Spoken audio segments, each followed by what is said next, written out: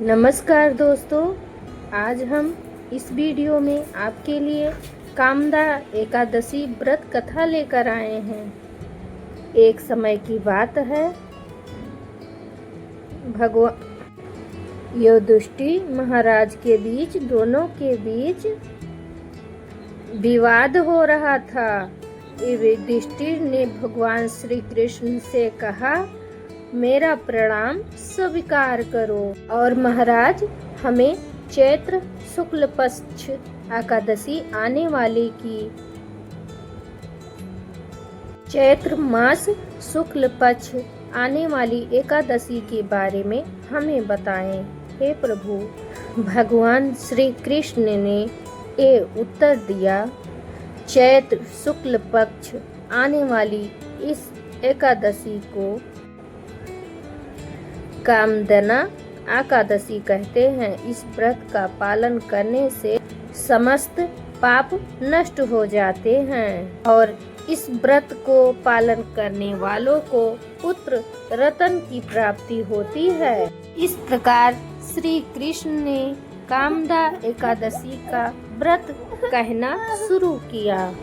अनेक वर्षों पूर्व रतन नामक एक अंधर्वों और किन्नरों के राज में उनके एक राजा थे। गंधर्वों और किन्नरों के इस बीच सुख समृद्धि और प्रशंसता का वास था। एक श्रेष्ठ अप्सरा ललिता अपने पति से वो दोनों एक दूसरे के प्रेम में लीन रहते थे। एक दिन ललित राजा कुश के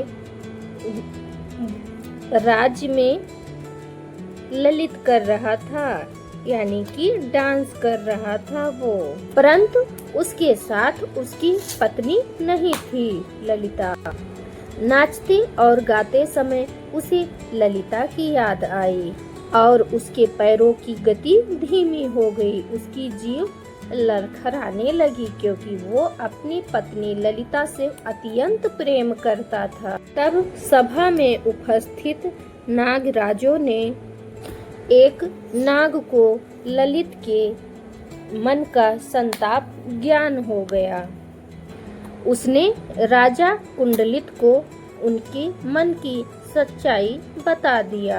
उनकी गायक और पैर को रुकने की गलती वो राजा से बता दिया। नागराज की बात सुनकर राजा कुंडली को गुस्सा आ गया और गुस्से में उठकर ललित को राजा ने श्राप दे दिया। हे मूर्ख, तूने मेरे सामने गायक प्रस्तुत करते हुए अपनी पत्नी को याद कर रहा है।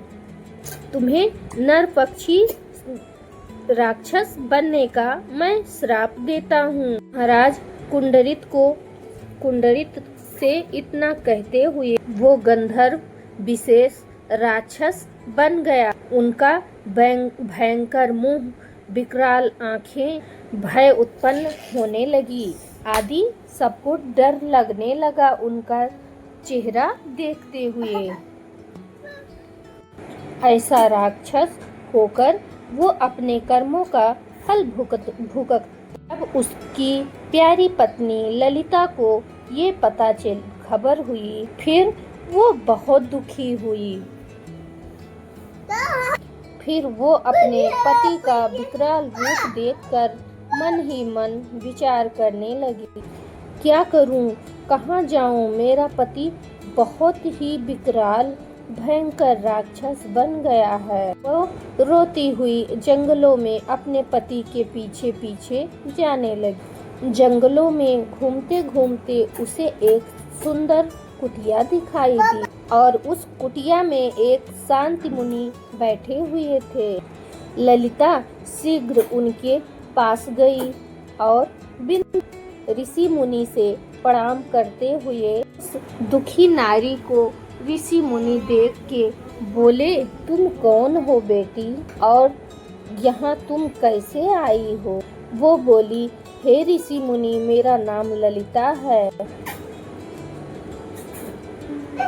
अपना पाप भुगत कर वो राक्षस बन गए हैं और जंगल में भटक रहे हैं मेरे पति।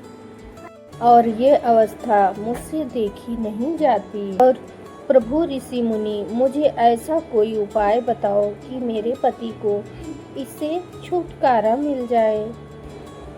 ऋषि मुनि बोले, हे पुत्री, इस समय चैत्र मास की कामदा नामक एकादशी है, जो सभी पापों को हरने वाली है। अति उत्तम व्रत है। तुम इस एकादशी का व्रत रखो, विधि पूर्वक व्रत करो और व्रत का पुण्य अपने स्वामी को प्रदान करो।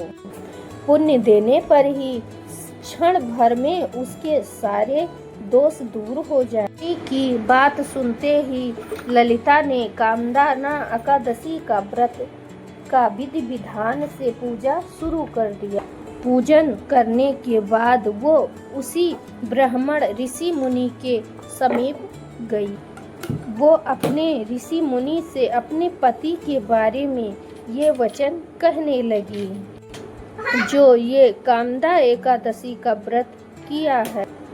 और वो कहने लगी, मेरे पति को इस कामदा एकादशी के व्रत की पुण्य से इस राक्षस योनि से मुक्ति मिल जाए।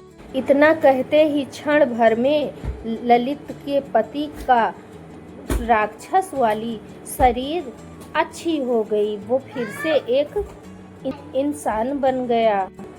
वो अपने दिव्य रूप में आ गया। वह दोनों पति पत्नी सुखपूर्वक रहने लगे। एकादशी के व्रत से वो और भी सुंदर बन गया और वह दोनों स्वर्ग लोक को प्राप्त हुए। और मैंने इस व्रत का संसार के लिए वर्णन किया। कामदा एकादशी आदि कोई भी पाप है तो मुक्ति प्रदान होता है। राजन, कामदा एकादशी की कथा पढ़ने व सुनने से यज्ञ का फल प्राप्त होता है। जय श्री हरि विष्णु।